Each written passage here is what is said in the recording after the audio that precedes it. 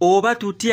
tutya amazima gali nti olunaku lwayidi Rema Namakula yatusuddemu n'era ka surprise. Kyayiko omusajja ono yakubye ebifaananyi yaluddewo okubeera nga abi-editingamu awo abikwatakwatamu abisooka abiforwarding wa Rema Namakula. Olw'ensonga Rema Namakula yasoose tuwaayo biri eribambi byekubisiza n'essimu n'atuwaayo n'akatambi kagira katugumyagumya kagira katubeesabeesa kubanga ku lunaku nga luno tuba tusuubira Rema Namakula munnange otuyiwamuko obufaananyi ate munnange twadde tulinda ebifaananyi bya Rema Namakula nga wetulinda n'ebifaananyi bya Honorable Minister wamu ne Eddie Kenzo. Ebya Eddie Kenzo ne Honorable Minister tetwabirabye oba olw'ensonga Eddie Kenzo yabadde busy nga ali booked ayimba eno n'eno nenda ndi 100% sure nti ne Rema naye bamubuukinze. Kati awo Eddie Kenzo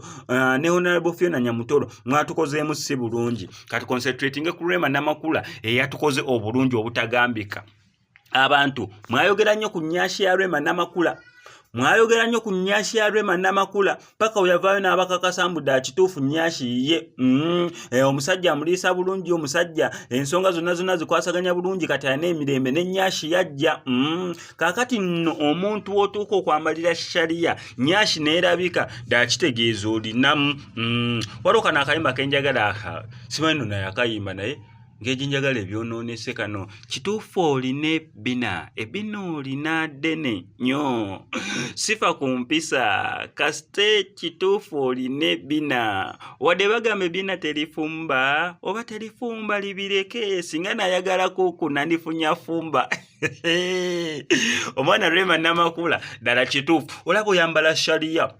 nnyashi neevaayo olaba oyambala shaliya kwegamba n'olagamba olinawoko ku bintu byo ddala kituufu abantu baali bagamba okambala bwambazi abantu baali bagamba mbu ate bannange ebbina neddaabwe ekibiki kaakati Rema Namakula eky'ebbina kyo yakimala ekyo yakyesigaliza so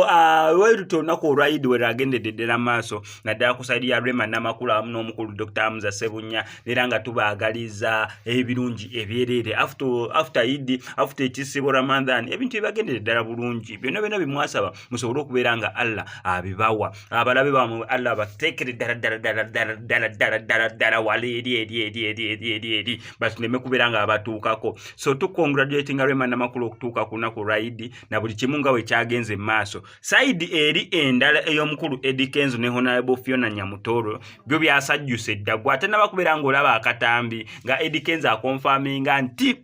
Honorable Fiona Nyamutoro ye maama w'omwana we omulenzi subscribing hano ku SMX Media kubanga details zonna wano ku SMX Media nze azirina.